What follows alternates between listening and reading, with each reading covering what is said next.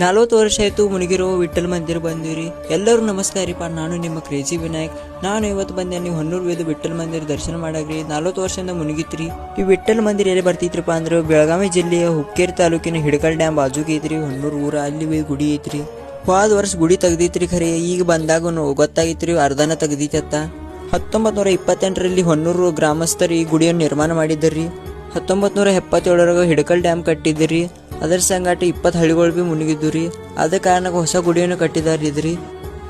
ಈ ಗುಡಿ ನೋಡಾಕ ಅದಕ್ಕಿಂತನೂ ಭೀ ಮಸ್ತ್ ಐತ್ರಿ. ನೋಡ್ರಿ ಎಲ್ಲ ಕಲ್ಲಿಂದ ಡಿಸೈನ್ ಮಾಡಿದಾರಿ ಗುಡಿಯನ್ನ.